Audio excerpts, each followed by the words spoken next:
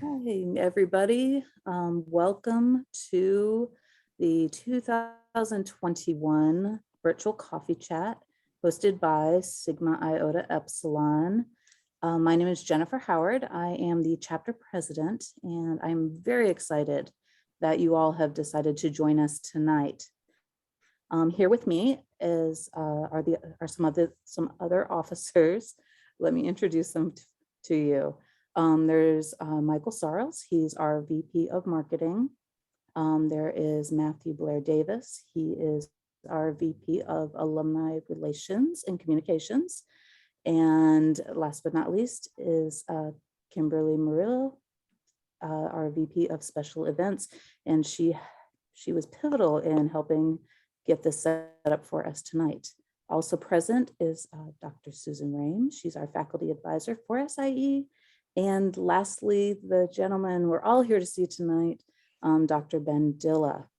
Everybody. Before we get started, what we would like to do is an icebreaker kind of networking event so that we can all really just get to know each other. So what we're gonna do is we're gonna set up breakout rooms with 3 people. The idea is we're gonna all go into random rooms with each other. And we're just gonna introduce ourselves and kind of what we're studying, what we do, things like that, because we can't be in the same room together easily right now. And this is the best way we figured we can network with you guys, and you guys could actually have access to your officers. So let me get that started, and I look forward to meeting some of you. This is a great time if you're in a place where you can have your camera on to do that. You don't have to leave your camera on for the whole session, but while we spend some time getting acquainted, if you can do that, that's great.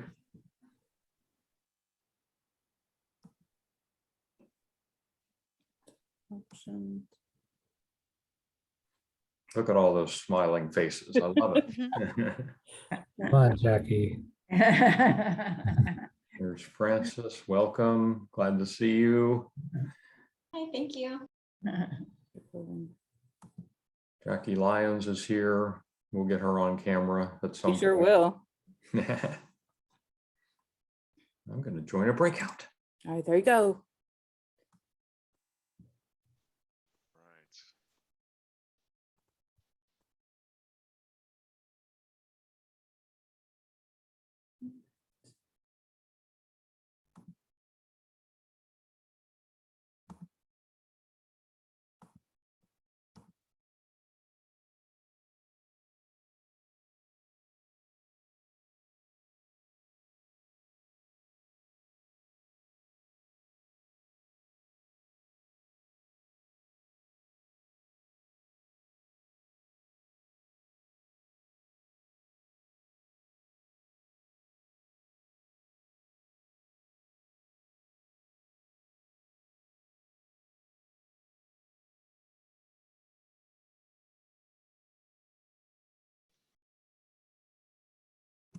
All right, so we did round 1. Let's try again. And I think I Let's have it go. wrong. Can we have another minute? Yeah, I'm gonna try. I don't know what I did wrong, to be honest with you. I'm sorry. All right, countdown timer, 120 seconds. That's the max.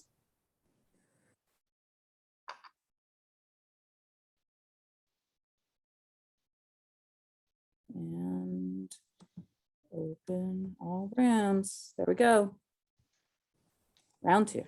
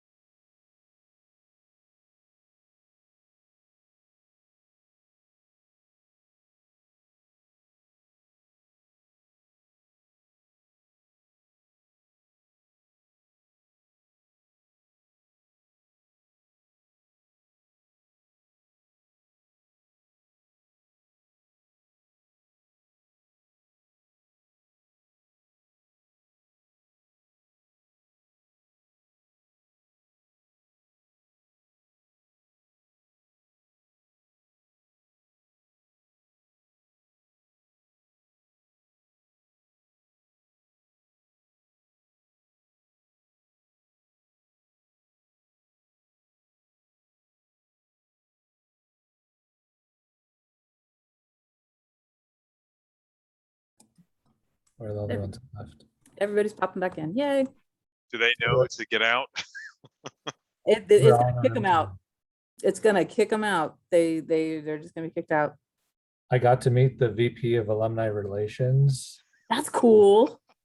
and Dr. Rain again. Yeah, Jen, you know the three of us were in a room together. So I actually just went around popping into rooms, and like the two pretty people cool. I was in the first room with were randomly put in the same room again, or I did something wrong. So something happened. My training didn't work as well as it should have. That's okay. I learned all about Susan's accounting background. That's cool. That's cool. Did she tell you she's like really you want to talk analytics, Susan? She's muted. She doesn't realize she's muted though. Happens to me all the time. She's Talking to amazing. myself, I am not Yep. amazing. You but are thank too. But thank you. Yes, you are. I know better. I got to work with you for a little bit, so you know. That was fun. I enjoyed that. Me too. I need to smooth it out a little bit, but yeah, that was a great thing, Dr. Dilla. Thank you. Everybody's still here except Jacqueline. He was having tech issues. Yeah, that was lovely. We had some good time to get acquainted. We not only have some current members of SIE, but a couple of, I think, prospective members who are in their first semester. Jihu Lee, you can call him Jeffrey. He's in my online effective leader class, and Francis Ruiz is in my on ground section. So when I mentioned this on Monday night to the class, she legitimately asked the question, what is SIE? And so we the fact it's an honorary society. And I have no doubt that she will soon be a member. She's an excellent student, very engaged in class, volunteered to be the leader of her project team. And she did her homework for tonight. She filled out the survey. So good work, Francis. Thank you, Dr. Dilla. I don't know how I follow this up in class on Monday, but I'll try. That's excellent. Well, hopefully you got a chance to connect with some people that you, and Douglas, you're in one of my online classes as well. Welcome. Good to see you. And we have some alumni here too. Yep, let's see, who's alumni? Who would be alumni? Raise your hands. Oh, You there's are, one. Adem. There we Okay, go. wonderful. Welcome. A little fun fact, we went online and asked our alumni, our SIE alumni, to join us for our fall events, and they took us up on it. So yay. All right, so I know Dr. Dilla is probably going to want to get started with his PowerPoint. So do you guys want me to go ahead and introduce him? Yes, please. All right, so it is my privilege to introduce Dr. Benjamin Dilla, and he's got quite a biography here. So we're going to get to it. So Dr. Ben Dilla is director of the Doctor of Business Administration program and affiliate assistant professor of management in the Gupta College of Business at the University of Dallas. He is also founder and executive coach with Bold Leader Development. As a coach, Ben works primarily with accomplished professionals who want to enhance their leadership and influence skills for greater effectiveness in working with others. That's an introduction that even my mom would be proud of. Thank you so much. You don't need to go through the whole thing. I'll say a little bit more in terms of what's relevant for this presentation, and we can get underway. Do you all have any other business before we do that? All right, let me share my screen then.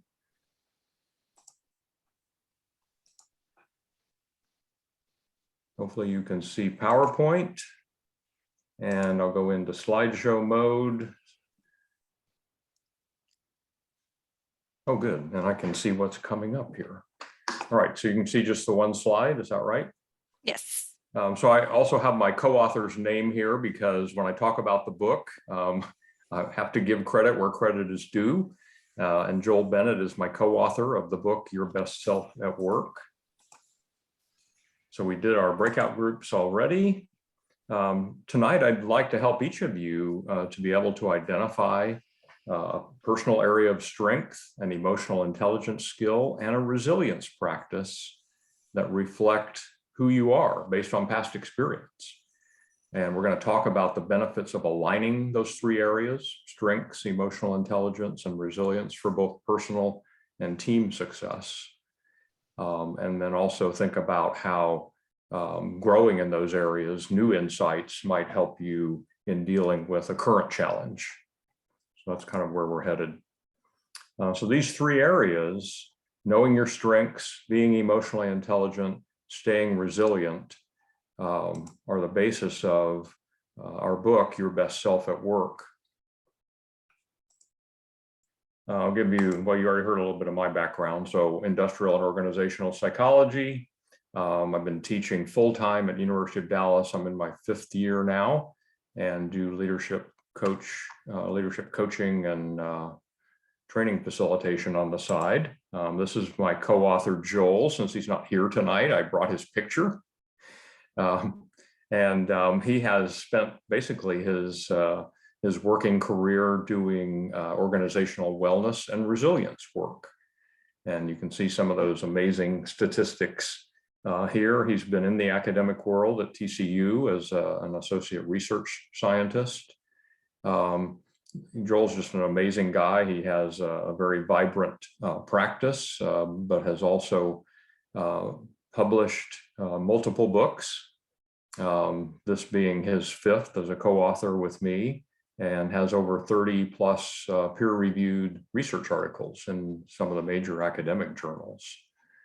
So it was really my honor to be able to work with him on this project.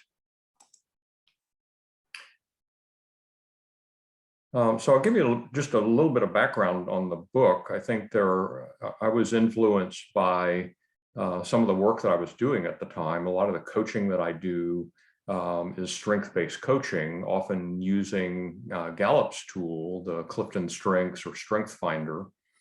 And in the Effective Leader class at the University of Dallas, we focus a lot of the time, the first 5 sessions out of 12, in the area of emotional intelligence.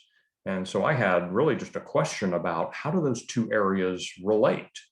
And it turned out to be quite an interesting area to explore. Nobody was really doing much. I couldn't find any books, research articles, found a couple of blog articles online, but nobody was doing much work in that area. And as I dug a little deeper, I felt like they were very complementary, and I'll show you some of the reasons for that. The other thing, that the book is written as a story. It talks about a young woman who enrolls in the MBA program at her local university. So you might see a parallel there. She's also engaged in a leadership development training program in her company, the company that she works for, and she's working with a leadership coach. And much of that background comes from students I've had in my classes. The main character is called Sam. She's in her first role as a manager. And kind of the core story about Sam is based on a young woman that I had in the Effective Leader class several years ago, and her first experience as a manager. Now we, took some dramatic liberty with that story, embellished it a bit, but the reality is based on things that students talk about all the time. And I think the third major thread I would mention is just how blessed I feel to have encountered Joel Bennett through the local organizational development network. Back in the fall of 2019, the organization did, instead of a single speaker, we do these kind of mini TED Talks. So we'll have 5 or 6 people do 8 to 10 minute talks. So I gave a talk on the work I was doing on strengths and emotional intelligence. Joel gave a talk on resilience and well-being. And afterwards, we were talking together, and it's like, I think there's something in common here that we ought to talk about. And so I initially asked him to write a chapter for the book, but it became evident very quickly that he had more ideas that added a lot of value to the book. Some of the features that I'm most excited about were his contribution, the chapter summaries, these short assessments that we have within the book, as well as some of the research notes. So he really added value all around and turned out to be a great experience. So I've mentioned these three areas, and I'm curious what you all would think about this. Which of those themes do you think is most important for leadership and professional development?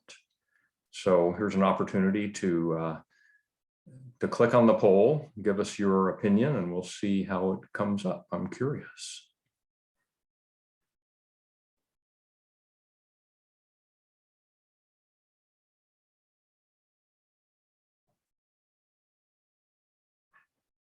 And that's everybody. All right. Well, the Effective Leader course has had its impact, I guess, or maybe it hasn't. We're all in need of emotional intelligence. I think that's a good thing. Okay, very interesting. So I'm going to try to make the case for all three of those. Can we see, let's see. Can we see the results? I think you have to go to share results. And then, yeah, you can stop sharing that and I'll click on through the PowerPoint here, I think.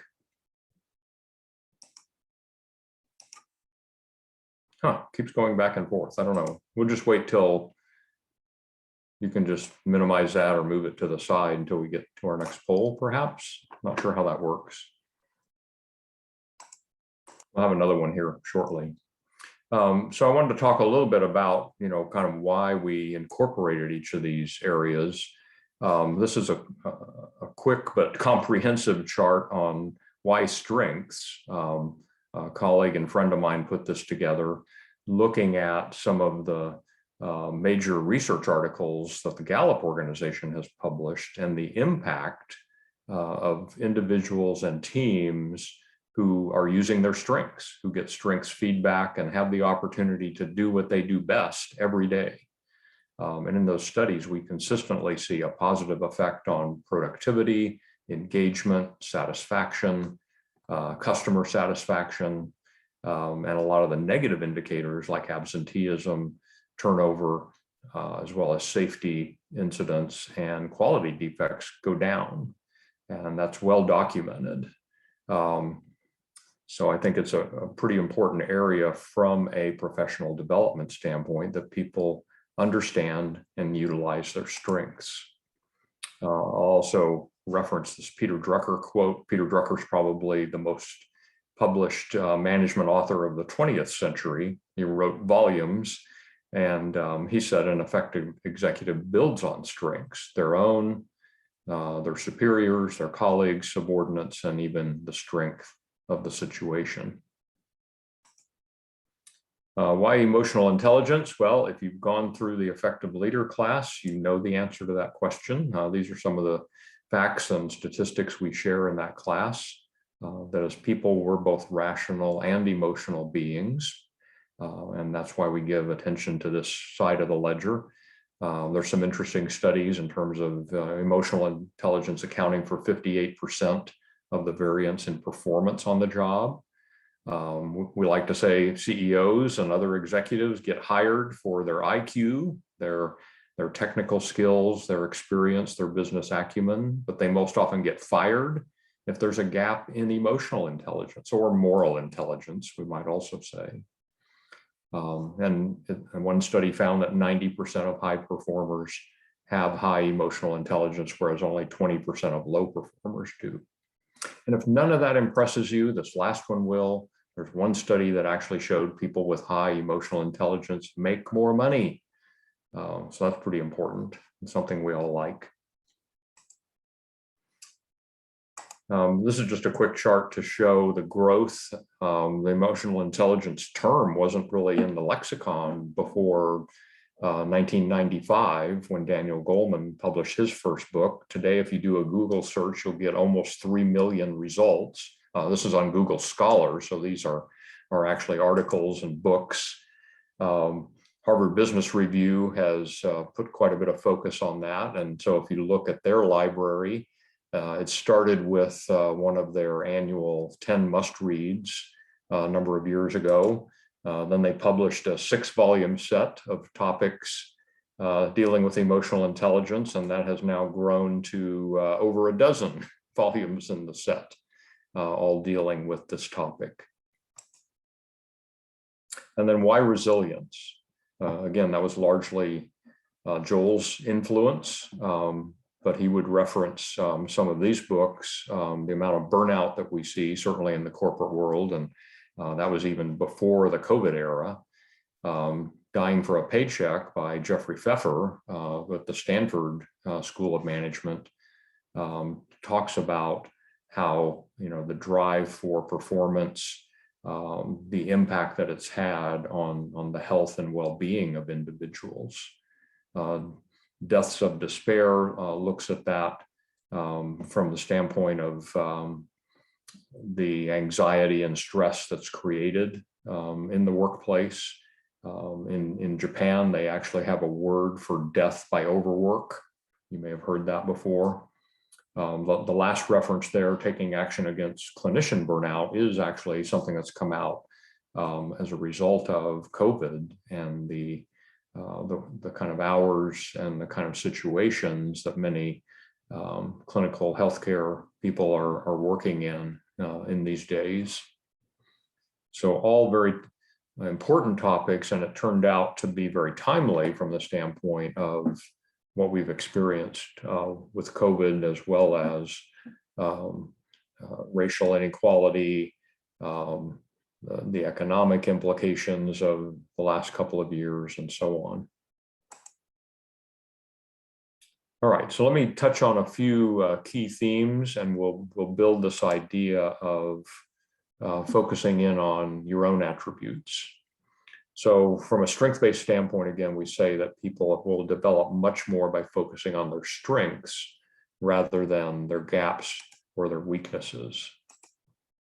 So as we survey the landscape, I want to give you a chart here that we're going to talk about dimensions of strengths on 2 axes. Here on the vertical axis, we've got reflection at the top, action at the bottom, more of a task focus on the left, and a people focus on the right. And I'll talk primarily about Gallup's Strength Finder tool, but you would see a similar framework in many of the strength assessments that are out there, that we talk about 4 primary areas of focus. The first one we call the realm of thinking. So these are skills of analysis, planning, being a visionary. In the Gallup Strength Finder, there's a theme called learner, which is one of the most frequent in their database. So people with the theme of learner love the process of learning and are always engaged and wanting to learn more. In the bottom left, we have the theme of doing. Gallup calls it executing. So it's getting things done. Sometimes that's getting things done on our own. Sometimes it's getting things done with the assistance and working as a team with others. So we could also call this kind of an organizing theme. Achiever is another one of the high frequency Gallup themes. And it talks about people who love to set and achieve challenging goals. So think about yourself and your own performance as we talk about these. On the people side, we have, on a more reflective side, the relating skills, building a relationship.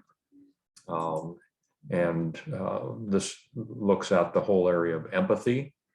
One of the Gallup strengths is relator, which refers to people who like to build really in-depth, very trusting, open relationships with others. And then on the more active side of working with people would be the persuading skills. And this would include things like communication in all of its variations, people who like to communicate a lot and are very interactive with others. That would be an example of a persuading strength. So this was, we have a quick assessment of this that we invited you to do ahead of time. A few of you have done that. Others have not, but I'm going to ask for your opinion nonetheless. Out of those 4 areas, which of the 4 realms of strengths, thinking, doing, relating, or persuading, do you believe to be your strong suit? So Kimberly, can we bring up the next poll?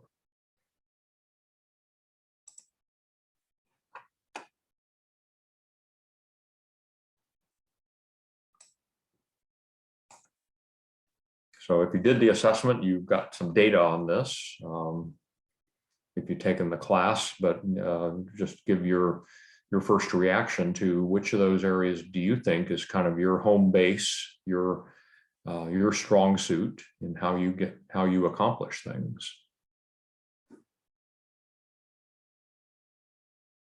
We have several in thinking, followed by, so half or more in thinking, then persuading, then doing, not in relating. That's very interesting. I just did a Clifton Strengths profile on our undergraduate business students, and they were actually quite strong in relationship building, but it fits their season of life, right? They're undergraduate students, attending class on campus, living in the dormitories, and so relating with one another is a day-by-day activity for them.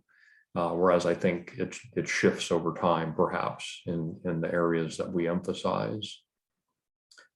So I feel like I'm in good company. I also lead with the thinking strengths, and maybe that's why you're here tonight, because you like to think about and talk about these things and how they impact your own performance and the performance of others. All right, so we're going to give you a chance to talk about this now. There's the poll. So yeah, let me keep it on this slide. And we'd invite you we're going to do another quick breakout. And so with 1 or 2 other people, just share what you think is your dominant domain and why. And the why is often best answered through an example, to say, here's an example of something I did that I really enjoyed doing and did well and got a sense of fulfillment from, and how that reflects the strengths in a particular realm, such as thinking, doing, relating, or persuading. So we should have breakouts of 2 or 3 people. We'll set these up for 5 minutes, Jen, if that works. And you'll get a countdown Yes. at the end. Yes, sir. So share your strength realm, the one that you think is most dominant for you, and give an example. All right, I'm gonna click the button now. Great.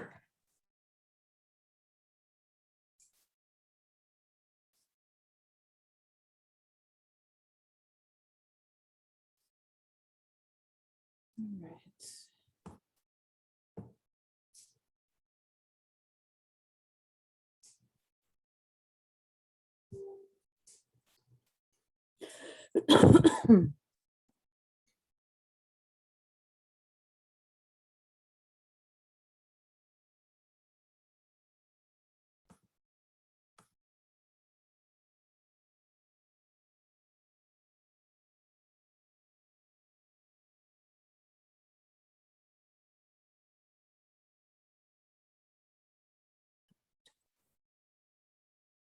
Okay. You'll have to unmute yourselves because my settings did that. Okay. Yeah, it takes my microphone a minute to catch up. Yeah, same here. Everybody's back. It's, Was that Okay. 5 minutes? it was. Doesn't seem like 5 minutes. No, We were it's fast, talking right? about Sparta and Troy and Greece Oh, wow. and strengths. Are there parallels to all of the strength domains in that? To Greece and Sparta. Actually, think of strengths. Sparta, Troy, Mhm. We were talking about how Troy is actually is in what is Turkey now, and Sparta is in Greece, and Ermione, like she's from Athens originally. Oh, Yes, I have been not only originally, I have been living there the most of my life. So recently I came 4 years ago in Dallas, in USA in general. Yeah. huh. So can we take a road trip over to her homeland? Oh, that yes, would be please. nice. Not a road trip, but maybe fly. I love you too, Michael. We'll let you pay for it. Yes. No. Okay, I'm trying to share my screen again. Did it come back to the slide we were looking at? Yes. Uh-huh. Okay. I can see it. All right. So we did the poll, we did our breakout, and I'm going to move on into the area of emotional intelligence and show you what the connection is. So the gap I saw here with strengths, if you look at the underlying dimensions of the strength categories, and Gallup would say this, that StrengthsFinder is a personality-based tool. Well, if you think of the 5 broad factors of personality, 4 of the 5 are reflected in the strength domains. The one that's missing, interestingly enough, is emotional stability. And it kind of makes sense in the sense that strengths are often used in what I would define as the ideal environment. When we're using our strengths, we're working at our best. Everything's clicking, right? You talk about that idea of feeling like you're in the zone. And so I think strengths really operate when the situation is ideal. But what about when the situation isn't ideal, which is a lot of what we've experienced over the last couple of years. And there are none of the 4 domains really have any correlation with this dimension of emotional stability. A couple of the individual Gallup themes have a low-level correlation, but they're kind of all over the map in terms of where they are in the domains. So again, I saw this kind of a gap in that what happens when there's stress, when there's uncertainty, when there's the kind of environment that we've been working in. How does emotional intelligence contribute to the use of one's strengths? Because I don't know about any of you, but over the past year and a half, I certainly have felt a little bit knocked off center and not always working at my best. And so I thought that that arena would be quite interesting to explore. So I'm going to use a similar chart here, and I've kind of relabeled it here. Instead of task and people, we have self on the one hand and others on the right. And we changed our vertical axis to awareness and action, kind of similar, but slightly different terms. And so if you look at, for example, the Daniel Goleman definition of emotional intelligence, he defines that as an ability to both understand and utilize emotion within yourself and in others. And so that gives us the 4 areas of self-awareness and self-management on the one hand, social awareness and relationship management on the other hand. So the ability to first understand and then to move to action or management of those emotions. And of course, we don't manage emotions in other people, but we do manage relationships in the context of emotion.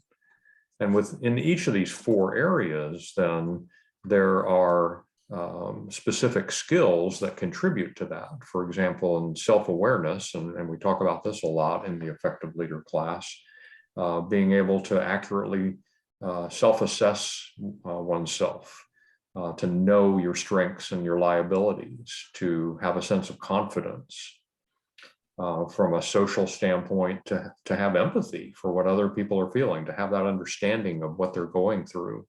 And you can even carry that to a team or an organizational level.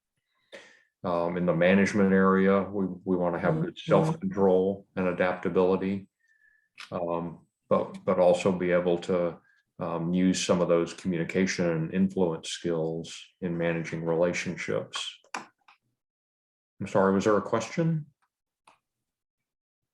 Thought I heard something in the background. Stop me if you need to. So with that overview, I'm again going to ask you the question, which of the 4 emotional intelligence skills would you consider to be your strongest point based on your past experience? Is it self-awareness, self-management, social awareness, or relationship management?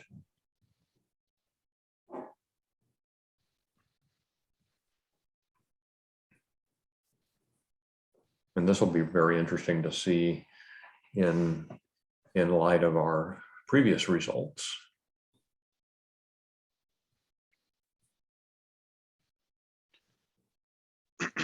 Okay, so far it's unanimous. Yeah. For self-awareness. And so I guess my question to those of you responding would be, is that a skill you've always had or more of an acquired skill? And to what extent have you acquired that or expanded it over the past couple of years with everything we've gone through? Anybody care to comment on that?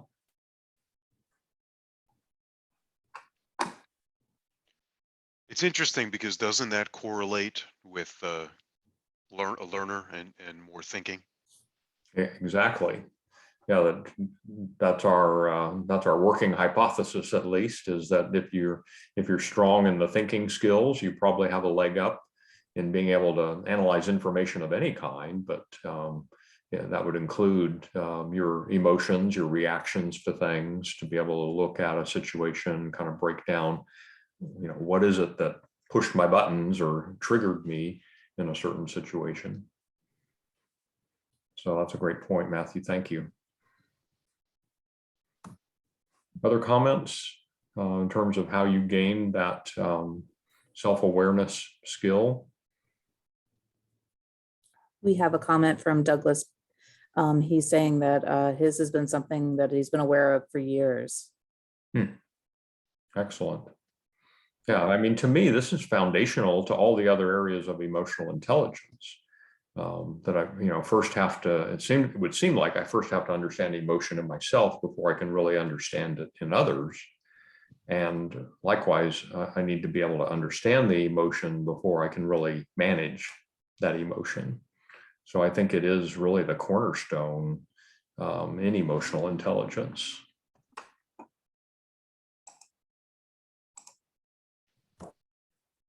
So there is that correlation that Matthew spoke to.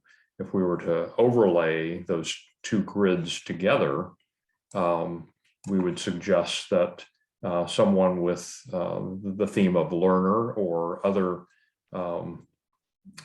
any other of these thinking skills should have the capacity to reflect and discern their own emotional state and what triggers them.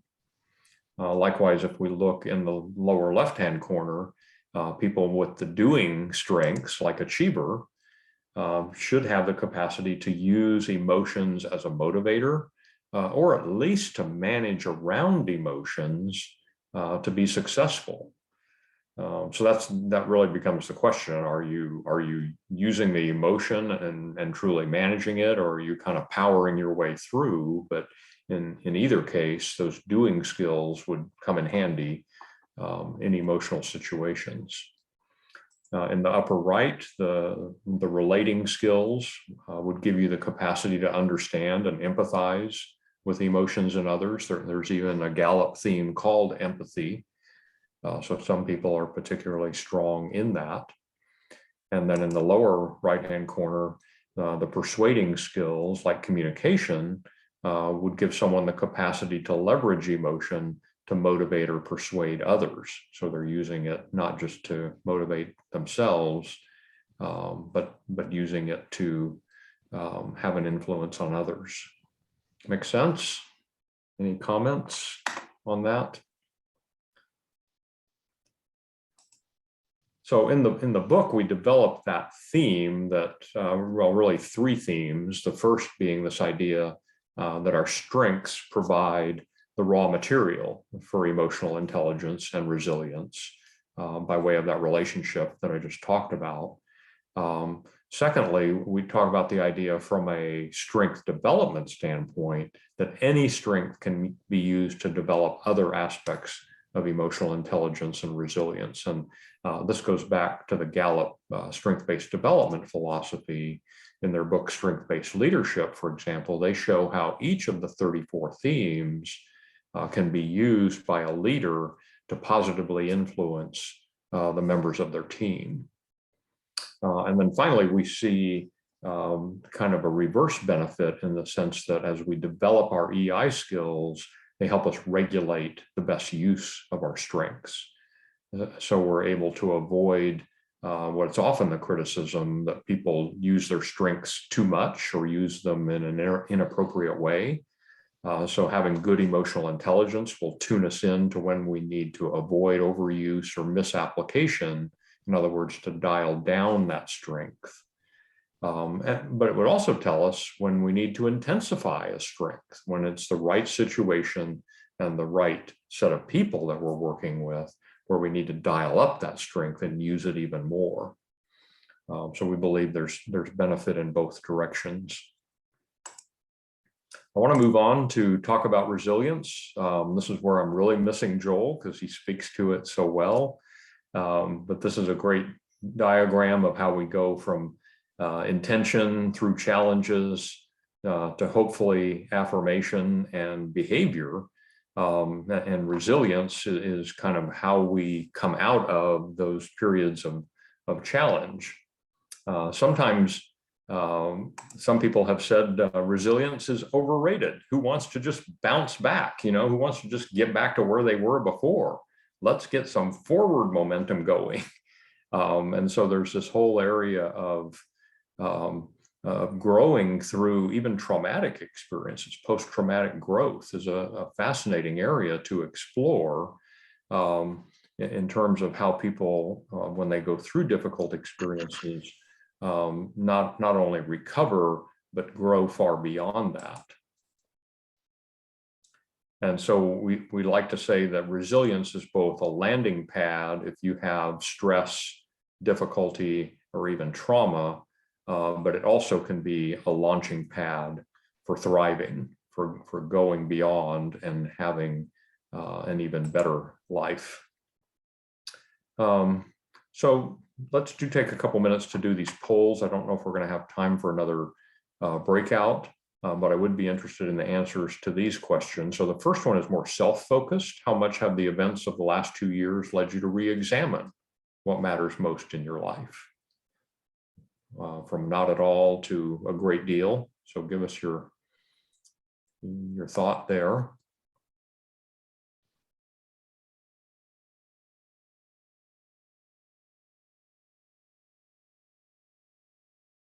Not surprised to see a lot of the responses on the upper end of the scale, right?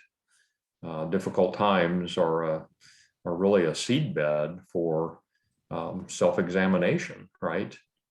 And so we've all had that. You know, I thought I was dealing really well with COVID, and then we were talking earlier about the big freeze in the wintertime, and it's like, I just can't take one more thing. That was so stressful to me. It's like, I can't do it. I thought I was doing pretty well with COVID at that point, and now that's gotten a lot longer than any of us thought it would be. So yes, it drives us to re-examine.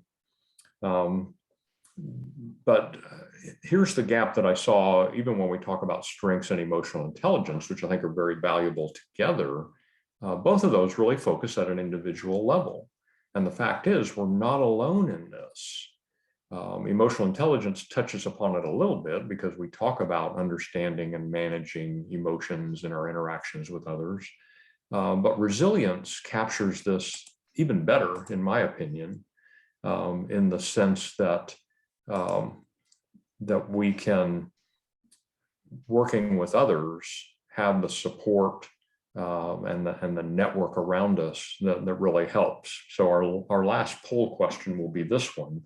To what extent has your team or at least the coworkers, other people around you in your organization, helps you to deal with some of the emotional triggers and stressors in recent months.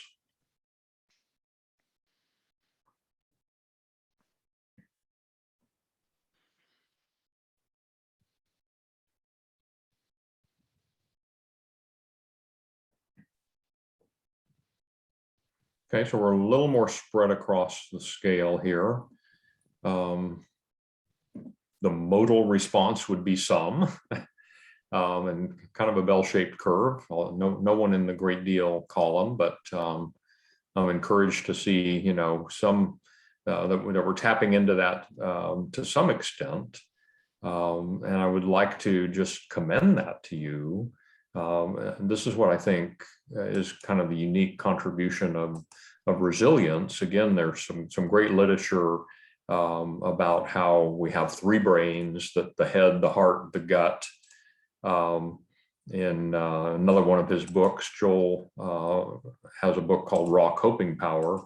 He talks about the 7 F's and how that fight, flight, freeze response is kind of at a gut level.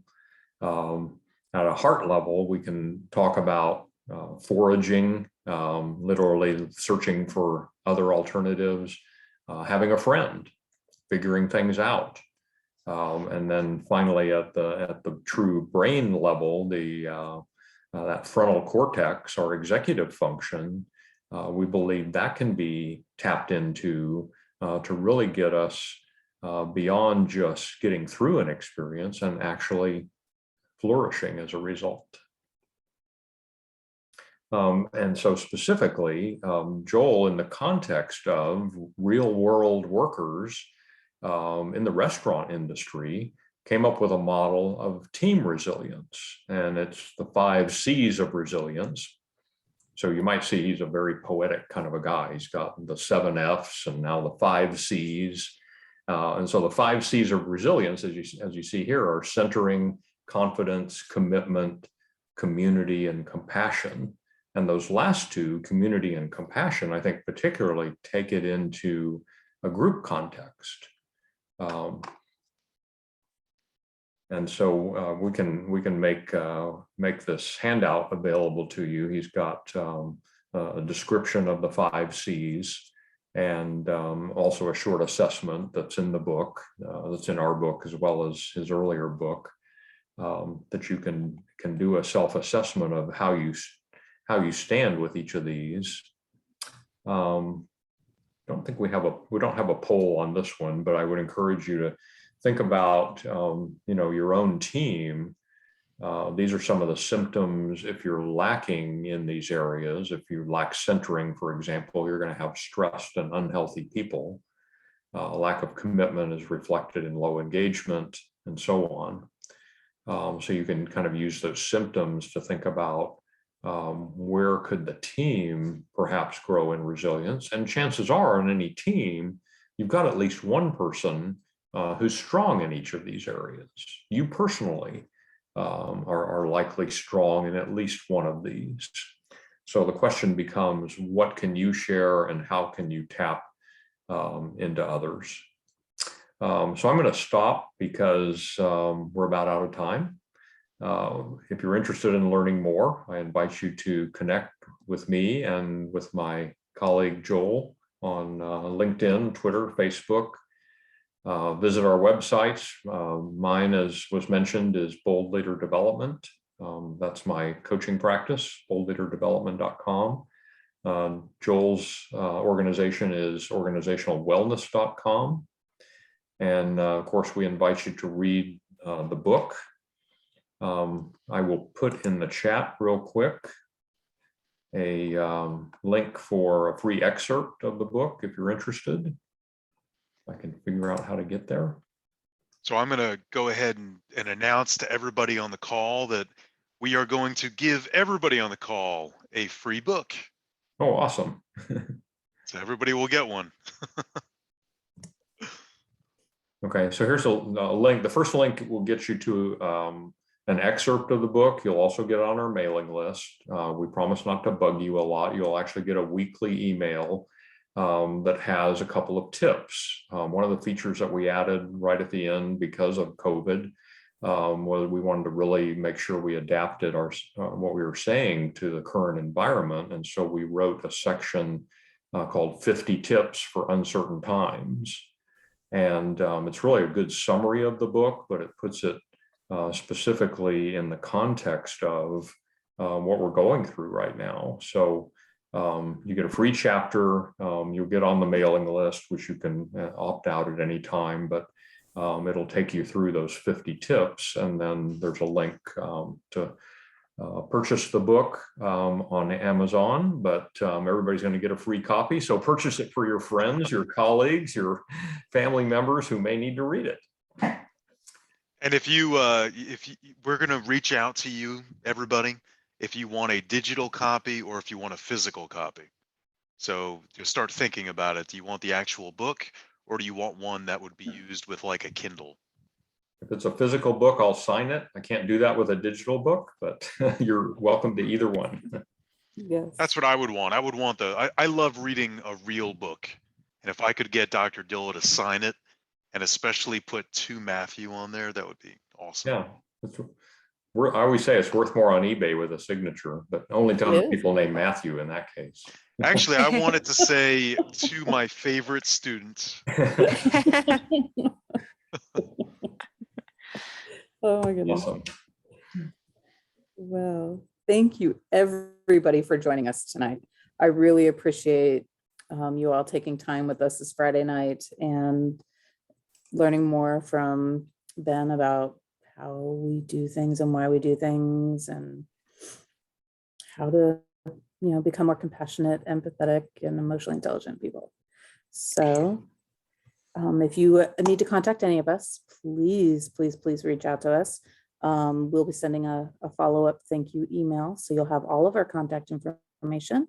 And we hope to see you at future events. Thank you for your engagement and your participation. And to at least some of you, I will see you in class soon.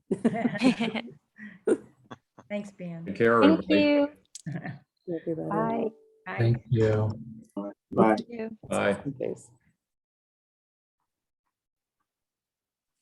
Okay, hold on, team.